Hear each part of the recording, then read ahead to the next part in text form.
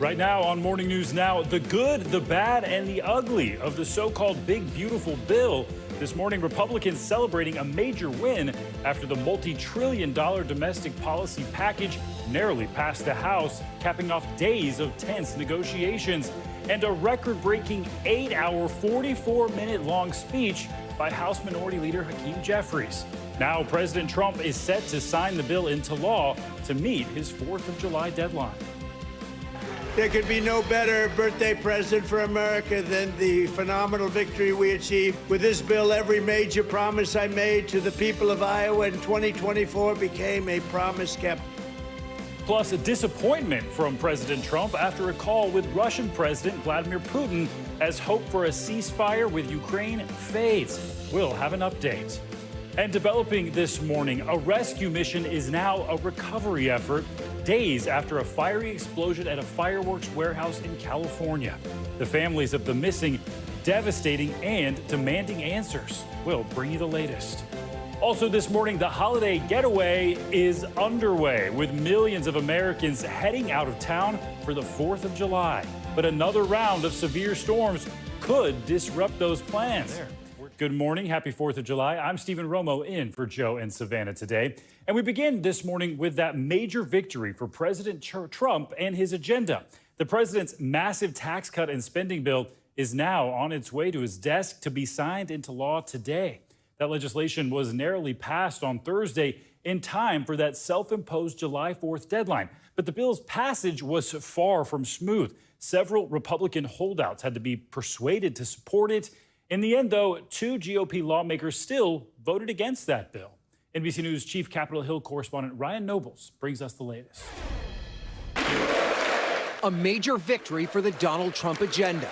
The motion is adopted. The House passing his multi-trillion-dollar sprawling spending bill designed to fund a wide range of campaign promises, including extending tax cuts passed in his first administration, new military spending, and money to fund a mass deportation plan, paying for it in part with steep cuts to food aid benefits, clean energy funding, and Medicaid.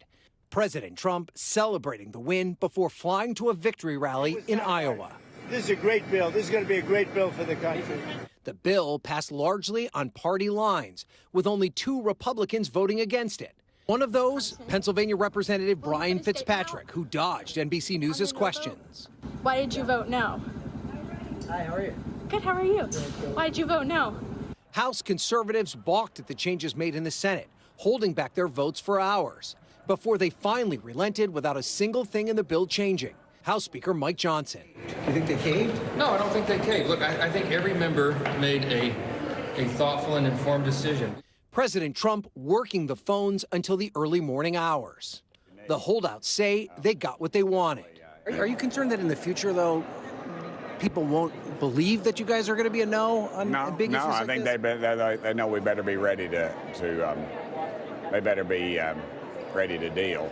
Democrats did everything they could to delay final passage. Their leader, Hakeem Jeffries, setting a record by holding the floor for more than 8 hours, attacking the bill's overhaul of social safety net programs like Medicaid and SNAP, which could lead to millions of Americans losing access to coverage. We were a hell no last week, a hell no this week, a hell no yesterday, a hell no today.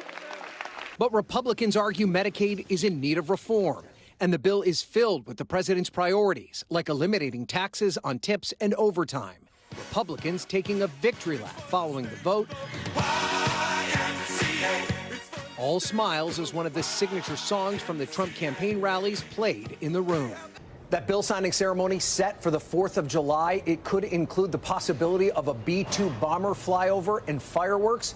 All this as the president works to sell this package to the country. Ryan Nobles, thanks. And let's bring in NBC News White House correspondent Yamiche Alcindor for more on this. Yamiche, good morning to you. So this massive bill passed yesterday. There was 0 Democratic support. President Trump doing a victory lap in Iowa last night. What's he saying about this?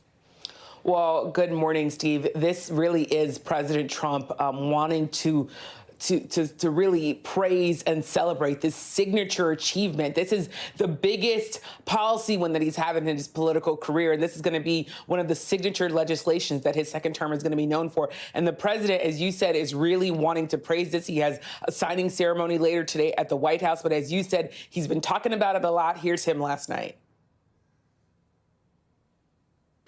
I think when you go over the bill, it was very easy to get him to a yes. You know, we went over that bill, and point after point, biggest tax cut in history, great for security, great on the southern border. Immigration is covered. We covered just about everything. Again, it's the biggest bill ever signed of its kind. Now, the issue here will be sort of what will be the political fallout of this. We know that the nonpartisan Congressional Budget Office has said that this bill is going to lead to nearly 12 million people losing their health care coverage. That same office also said that it's going to add trillions, about $3 trillion to the national debt. Democrats say that they are ready to use this to campaign against Republicans in the midterms. That being said, Republicans feel like they are on strong ground. There's a number of really campaign promises that are being fulfilled in this bill, including no taxes on tips and overtime pay, as well as also cuts to electric vehicles and clean energy in order to fund things like more border security. So it's definitely going to be a political football as well, Steve. Yeah, and we've heard many Republicans dismiss the Congressional Budget Office estimates there as well, Yamiche. And while we have you, I wanted to ask about the case of Kilmar Abrego Garcia. The judge in this case now directing both sides to stop publicly commenting about the case. Abrego Garcia is the man who was mistakenly deported to a prison in El Salvador. His defense attorneys argue the government was depriving him of a right to a fair trial. What's the latest on this? Yeah, this is really interesting because, of course, the case of Kilmar Abrego Garcia has captured national attention. As you said, he was the Maryland man who was wrongfully deported to El Salvador. He was eventually brought back to the United States, but then he was indicted, and now he's facing charges, including human trafficking and other things that the Trump administration is saying that he was doing. And now lawyers for Kilmar Abrego Garcia are essentially saying that the government, the Trump administration, is trying to convict him in the court of public opinion, and that as a result, he wants both sides, especially the government, to stop talking about this case. The judge has sided with the lawyers for Kilmar Abrego Garcia. But the interesting thing is going to be what the scope of this is going to be, because from my reading, the lawyers for Kilmar Abrego Garcia were asking for the Justice Department and the Department of Homeland Security to stop talking about him.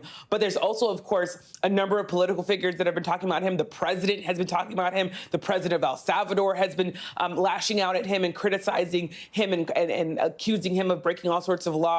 So it's going to be very interesting to see how this judge's order actually has an impact on the political discourse around this case, Steve. Yeah, more to come there. And Yamiche, the first detainees have now arrived at that new immigration detention center in Florida that's being called the Alligator Alcatraz. Some lawmakers say they've been denied access to that facility. What more do we know about that?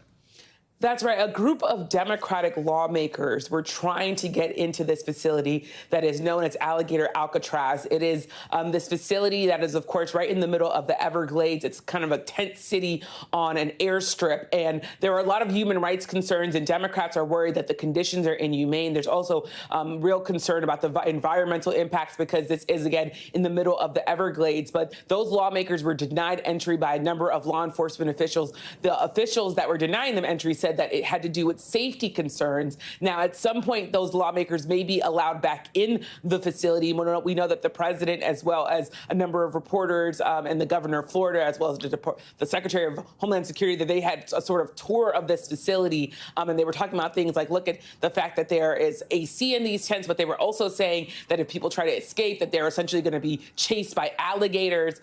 So there's a lot of concern about the conditions now that you have migrants actually arriving there. There's about 3,000 to 5,000 beds to house migrants there. So it's going to be very interesting to see whether or not these lawmakers at some point gain entry, because, as I said, they are very concerned about the conditions there, Steve.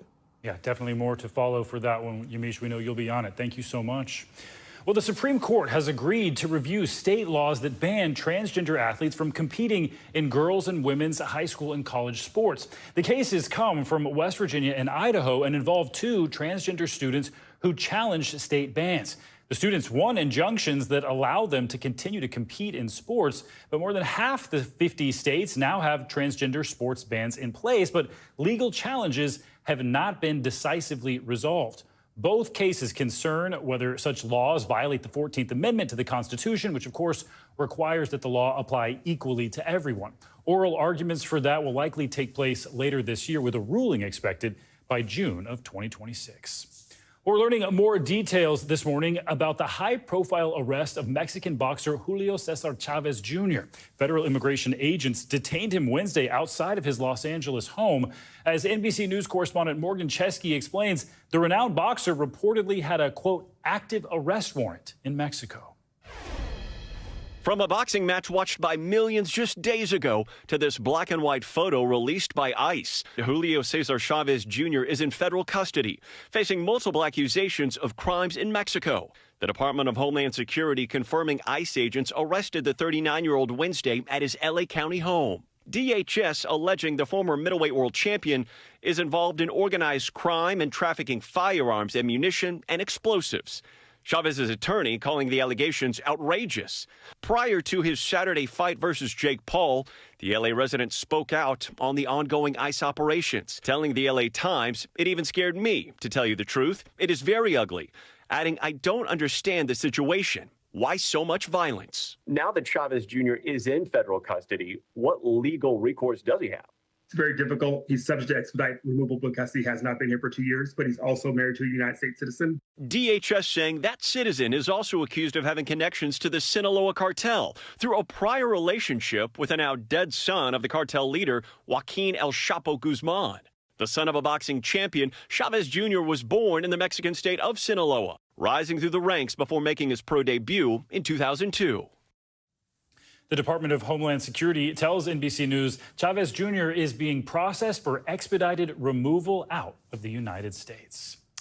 Meanwhile, Americans across the country will be celebrating the 4th of July today, but for many travelers, getting to those celebrations has not been easy, and that's thanks to several days of storms, including another round of severe weather overnight that delayed flights and caused damage in parts of the Northeast. NBC News correspondent Sam Brock joins us now from the Brooklyn Bridge, where he's also got a prime viewing spot for tonight's big fireworks show. Sam, good morning. Stephen, good morning. Look, it has been a long road, both literally and metaphorically, for so many of those folks trying to get to their destinations to take in the fireworks shows. Violent storm, Stephen, again last night, prompting ground stops and delays at all of the major New York City airports. It has been a grind all week, but we are finally here with the fireworks shows all over the country, especially punctuated by the iconic Brooklyn Bridge. That sky is going to be lit up in just a matter of hours. But, Stephen, this also comes right now as federal agencies are saying they're not tracking any specific threats, but their awareness is very high heading into the holiday. Overnight, another dose of nasty weather pelting an already wet and weary East Coast. And now turning deadly, according to New Jersey's governor. The state pounded by heavy storms, bringing hail, rain, and powerful winds, downing trees and power lines. The city of Plainfield even declaring a state of emergency overnight, urging residents to stay inside. Just one of the storms striking the country yesterday. In the southwest, central Texas, seeing heavy rains and flooding. Waters rising on the East Coast, too. The inclement weather briefly freezing all flights at Newark, LaGuardia, and JFK airports. Americans getting creative with their travel. We met Tom and Lucas Meyer, who left Cleveland by plane, trying to get to Boston in order to drive to Maine. And you had no intentions of going to Boston in the first place? No intentions of going to Boston. We were hoping for a regular connecting flight to Portland this morning. So your connecting flight canceled? Absolutely canceled. With nearly 62 million driving to their holiday destinations, many just trying to maintain that holiday spirit. Got the kids, grandkids, 2 carloads. We're about to have a good time, man.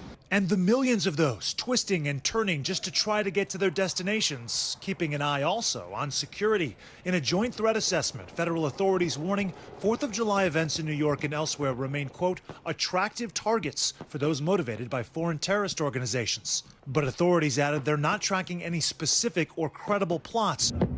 And New York will host its iconic fireworks display tonight, drawing hundreds of thousands. With better weather finally coming to the East Coast, Americans looking forward to a calmer holiday weekend.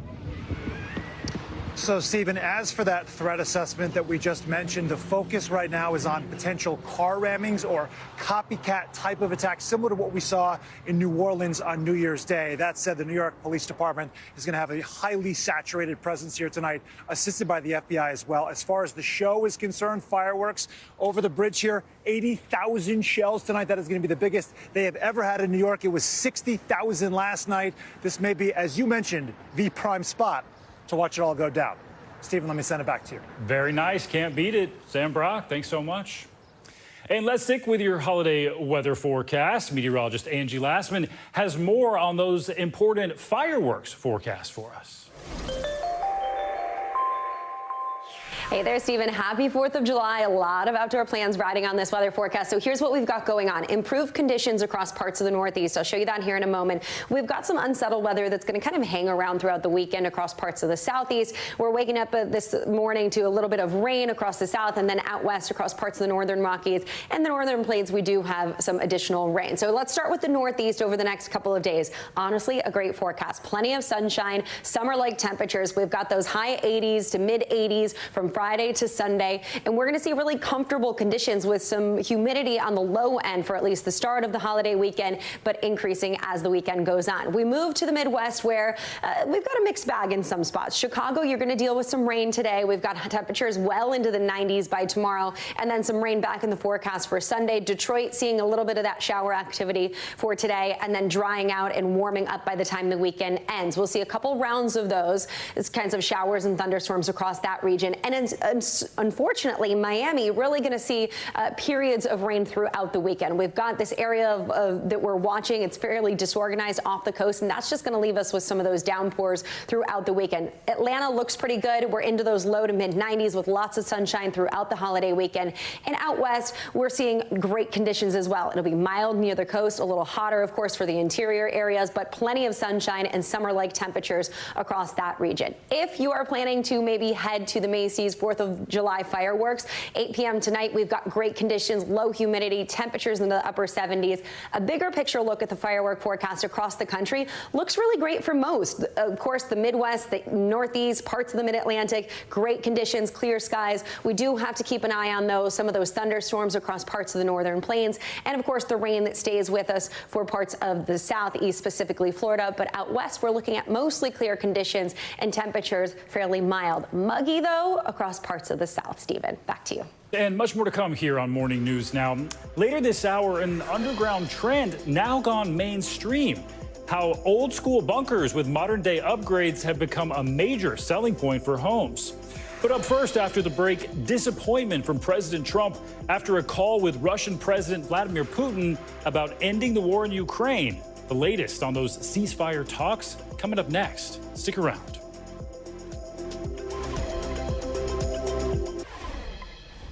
Welcome back. President Trump says he hopes to speak with Ukraine's president later today, one day after speaking with Russia's President Vladimir Putin on the phone.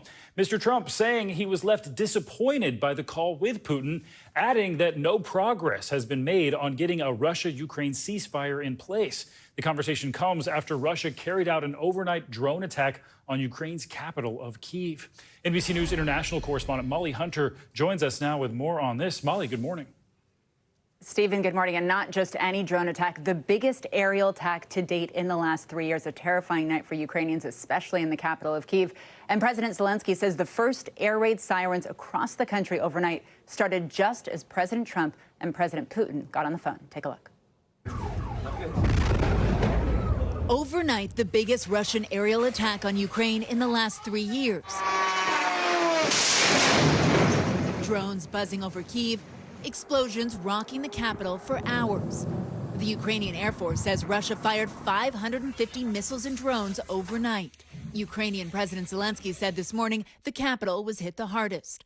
All of this is clear evidence, Zelensky posted, that without truly large-scale pressure, Russia will not change its dumb, destructive behavior. But so far, pressure from President Trump isn't working. The American president declared he'd end the war as soon as he took office. He's been trying his own brand of diplomacy, speaking directly to Russian President Vladimir Putin, most recently for nearly an hour yesterday, but expressing frustration. I didn't make any progress with him today at all.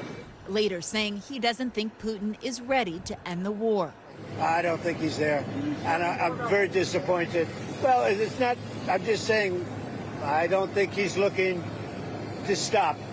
The Kremlin said Putin told Trump that he will not back down from its aims, largely addressing the root causes, a phrase Moscow uses for its argument justifying the invasion of Ukraine to prevent NATO expansion.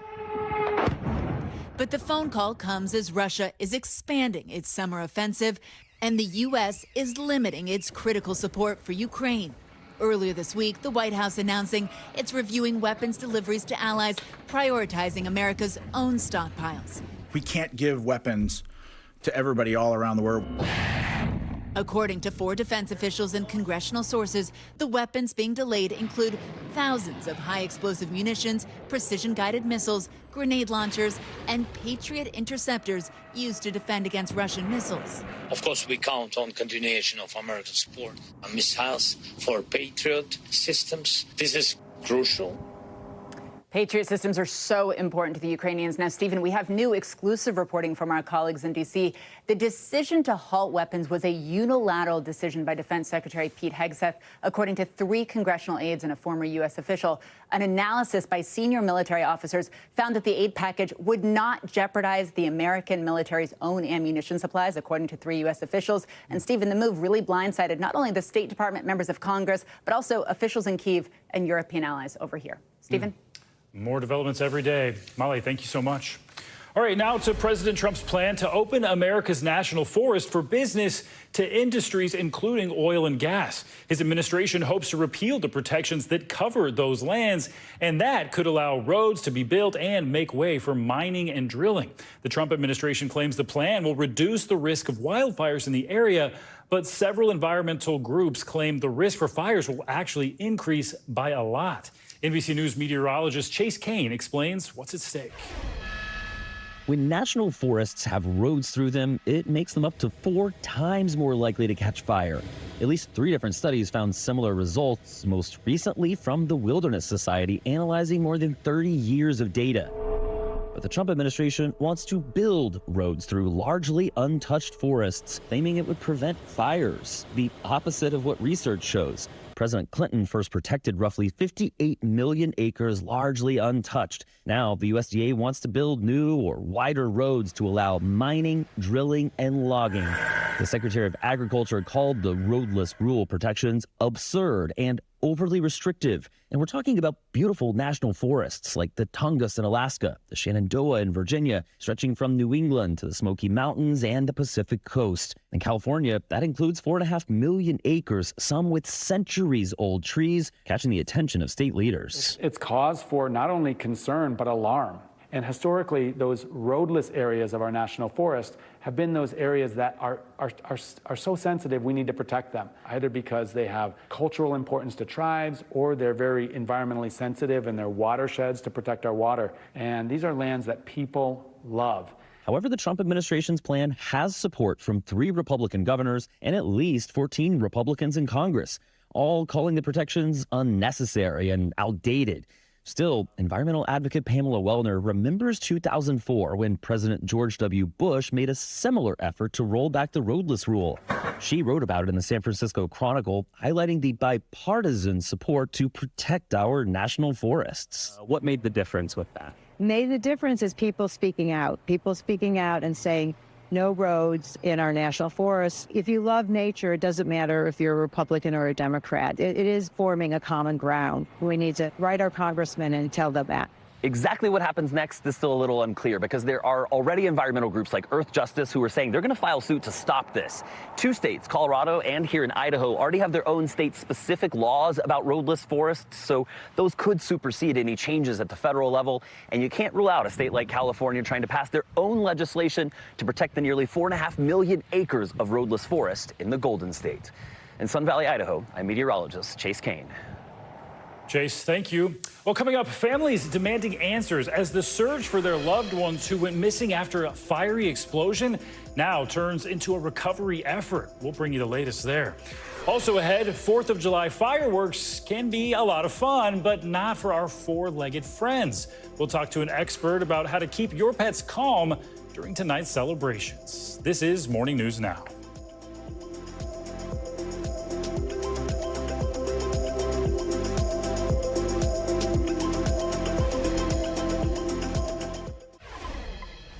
Back now with the latest on that massive wildfire burning in California's Central Coast. The so-called Madre Fire burning in San Luis Obispo County started Wednesday and has already burned more than 52,000 acres, becoming California's largest wildfire so far this year.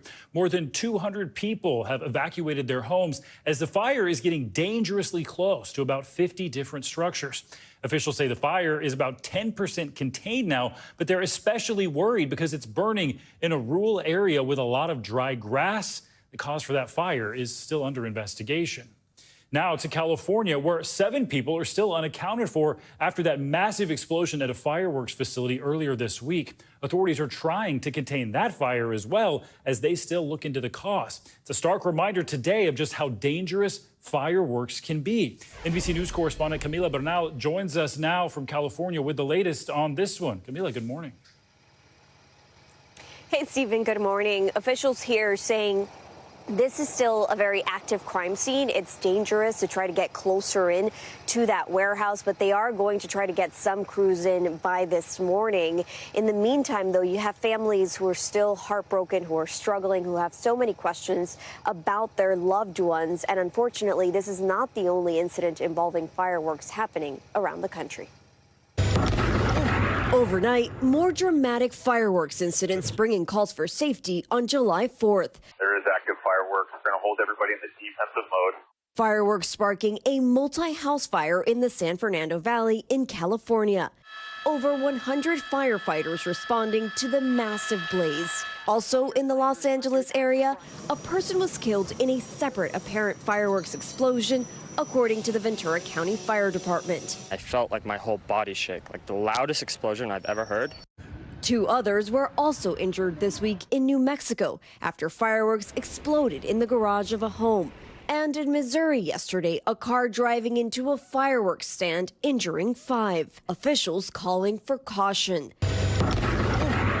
While this morning, many unanswered questions remain after this enormous explosion leveled a fireworks facility Tuesday afternoon outside of Sacramento.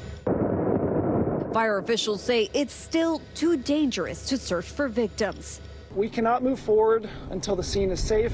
7 people are unaccounted for, according to fire officials who have not released names.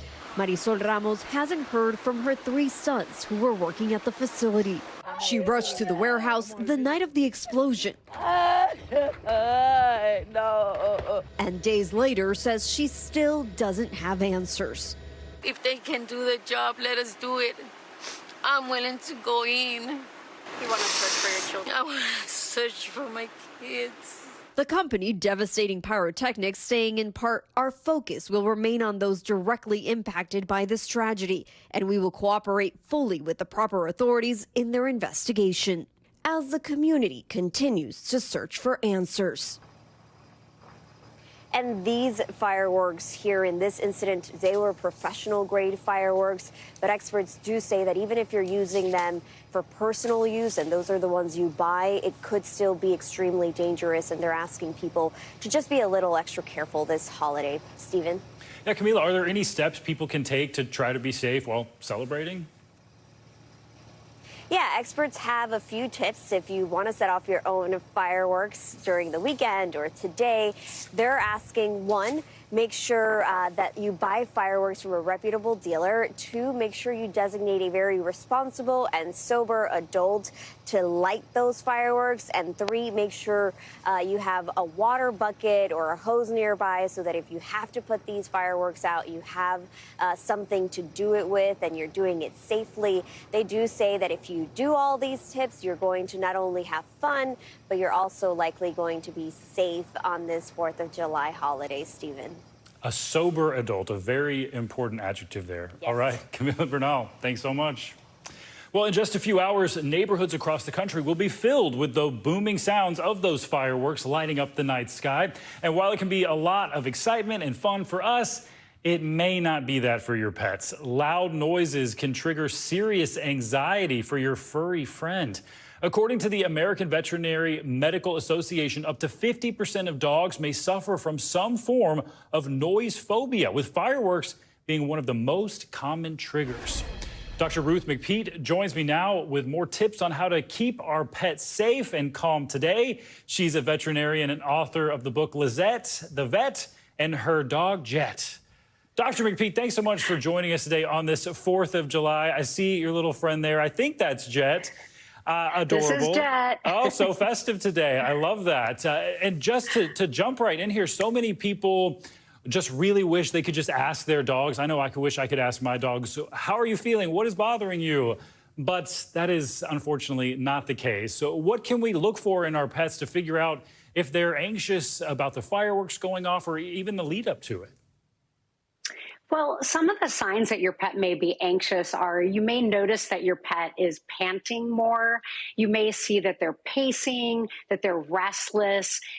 Pets will try to escape when they're scared. They may be clinging to you or hiding. A lot of pets will hide under furniture when they're frightened.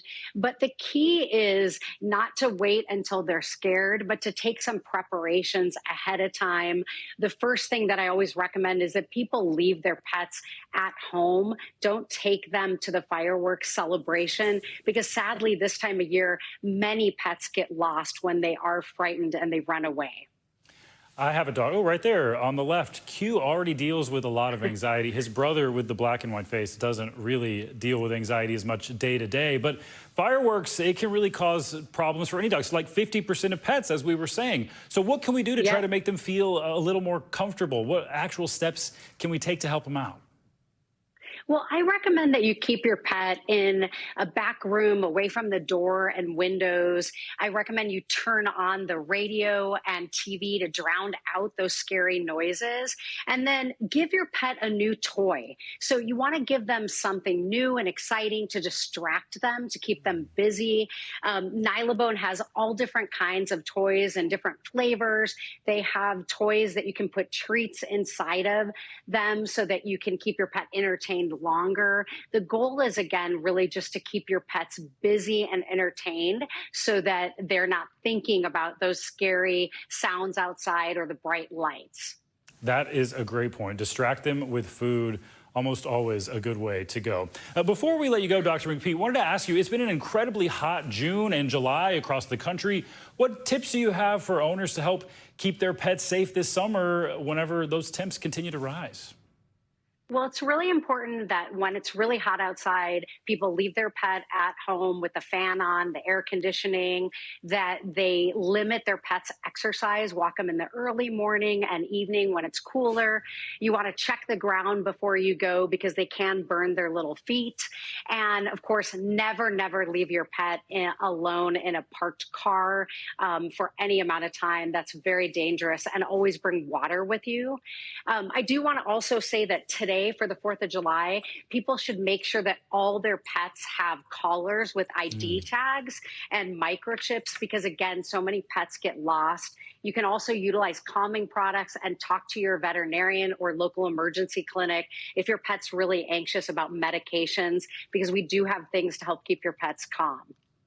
Great advice. I'm so glad you said that about keeping those collars, because if your dog runs off, it's always a good idea to have them on, but especially at a time like this. Jet is so well behaved, just listening to your every word. He's still sleepy. Oh, yeah. Same here, honestly. Dr. McPeat, thanks so much for your time this morning. Thank you. Thank you. Have a great 4th. You as well. Well, one of the biggest draws of summer is taking that boat out on the water. And with this holiday weekend now underway, a lot of people will be doing just that. But experts say a third of all boating accidents happen across Memorial Day, Labor Day, and the 4th of July.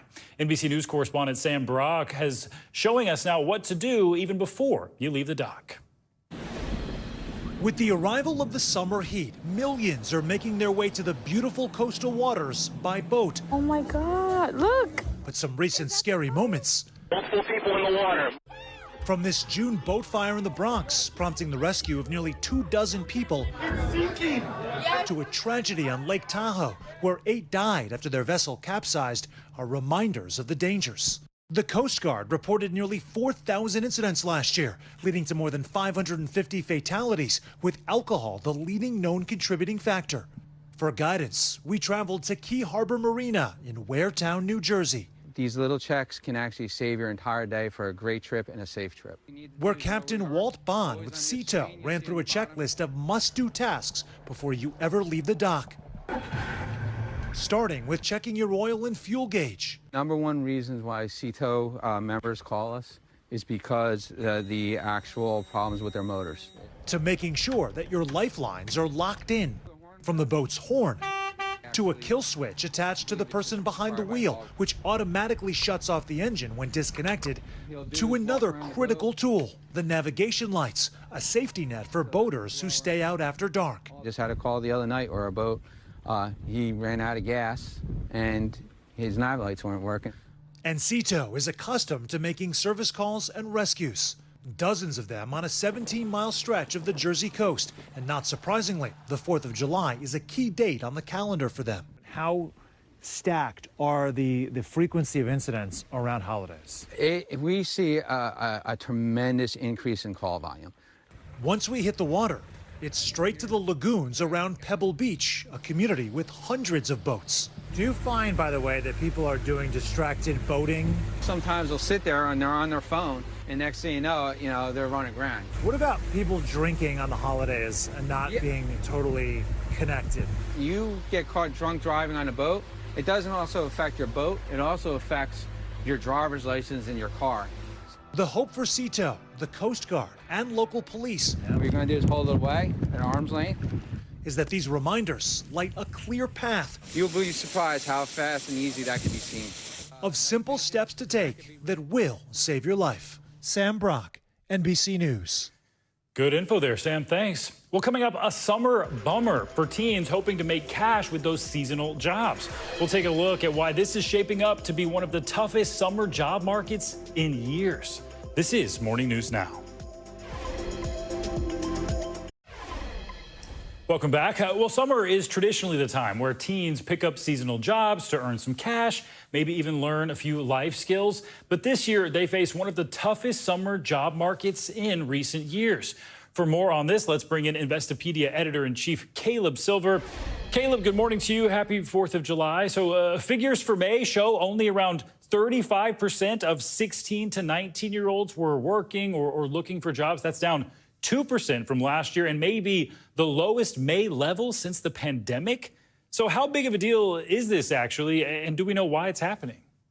Yeah, it's a transition in the way the workforce actually is working these days. Fewer teens looking for work, fewer teens actually getting hired. And a lot of the traditional jobs that teens might have taken during a summer vacation, either those have been automated or there's more competition for those jobs, or the businesses that usually hire those teens may want full-time workers, not just 2 to 3 months. So it's a little more challenging for teens this summer. We got an unemployment rate for teens that is 13.1%, and only about 1 million teens are going to get hired this summer. That's the lowest rate since 2010. So we're kind of at very low levels in the cycle. And that's a lot of the reason is the workforce is really changing a lot. And what we used to do as teenagers is just not available. So these jobs, exactly where are they going? Are they just hiring full-time people instead of going after part-time employees, which most teenagers would be? Yeah, in some cases, but when you think about cashiers, a lot of that has been automated with self-checkout, or you think about even ordering at a fast food restaurant. A lot of that you can do through a kiosk right now. So you have a little bit of a softening there, plus a decline in tourism. A lot of the jobs that teens pick up during the summer, those are in leisure and hospitality. And while you can probably still get a job bussing tables in some cases or working at a hotel, if there's less tourism, there's less demand for workers, and that demand might already be saturated with people who are in those jobs. So that is part of the reason as well. But teens can get creative about how they look or approach to finding a job or finding work or a way to make money during the summer. So how do you think this is shaping up in the time ahead, in the years ahead? Will this teen summer job market rebound in the coming years, or do you think this could be a more permanent shift? I think this is a demographic change on the one hand, and a change in the way the workforce operates on the other hand. But if you think about what we used to do as teens, bussing tables, lifeguarding, a lot of those jobs are still available and you can get them. It's just going to be more competitive to find those jobs, and there's going to be more competition for those jobs. With less immigration, you're going to have a tighter job market for teens. So they got to get creative, find other ways to make money during the summer, maybe apprenticeships and internships.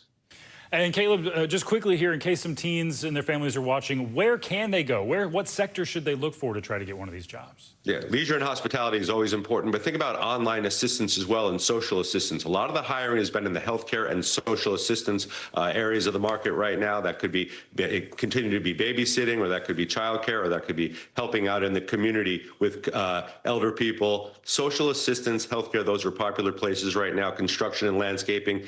You know, mowing lawns, just like we used to do in the past, that's still popular. It's just very competitive. All right, good to know. I was a lawnmower, so I appreciate that tip. Thanks so much, Caleb Silver. All right, now to a rising real estate trend that's happening underground. Literally, the bunker business is booming right now. Decked out survival shelters meant to protect against storms, fires, maybe even an apocalypse or two are now becoming a major selling point for some. NBC News White House correspondent Yamiche Alcindor got a first-hand look at why they're becoming so in demand. What does $2.2 million get you in a house these days? Well, they spent over $50,000 just on the staircase. Oh, wow. Top-of-the-line hardware, sleek finishings, plenty of space, and behind a door in the finished basement. And this is the safe room. So even though this looks like a regular room, it's not a regular room. It's not a regular room. Reinforced ceiling, walls, steel door. Wow. The seller of this Virginia home says she wanted somewhere her family could shelter in case of a bad storm. But it's good to know you have a safe room in case anything ever happens. It's part of a growing trend, Americans hardening their homes against the shifting world outside. You gotta be reasonable. You don't prepare for apocalypse or anything like that. But for some investing in bunkers, the apocalypse is exactly what they're worried about. And there's just bunkers as far as the eye can see, but every single one of them is sold. Ron Hubbard is in the bunker business, and he says business is booming. We have a waiting line that's anywhere from 3 months to a year out.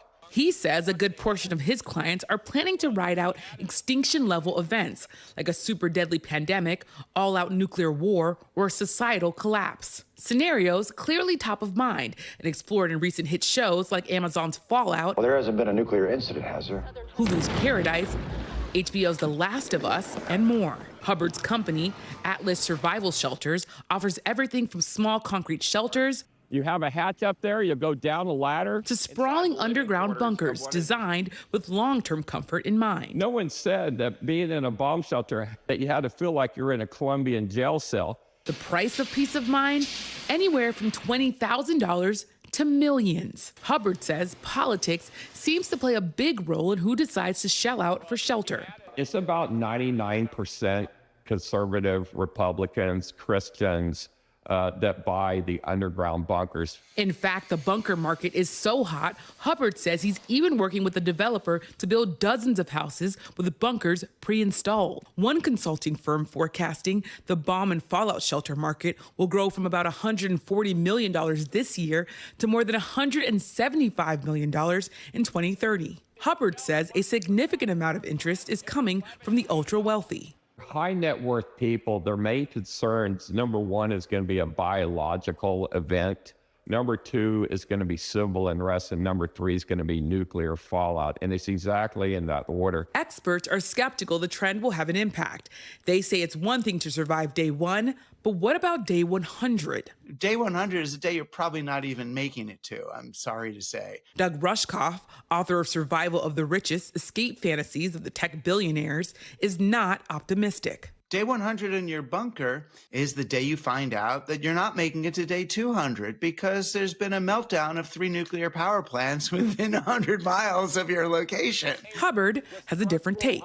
You may say I'll go down with the ship, but trust me, if you can get on a lifeboat, you get on a lifeboat. Even if the apocalypse is a ways off, in a world where climate change-driven storms and wildfires are the new norm, for many, a lifeboat doesn't seem like a bad idea. A recent survey finding 74 million Americans are prepping for a disaster, spending about $11 billion a year, with more millennials and Gen Zers stocking up on survival kits and medical supplies than older generations. Our particular business has grown immensely over the last 5 years. North Carolina-based U.S. Safe Room makes a variety of shelters geared toward companies or people looking for protection from tornadoes, wildfires, and storms. A 2024 FEMA survey also finding 83% of respondents taking at least 3 preparedness actions for a disaster, up significantly from previous years. But there's prepping and then there's bunkering. And Rushkoff maintains surviving long-term is more about community than confinement. It really takes a lot of people to survive. Humanity's best chance for survival may not be in rising from the ashes, but preventing the fire in the first place. Yamiche Alcindor, NBC News. Well, that's going to do it for this hour of Morning News Now, but your news continues right now.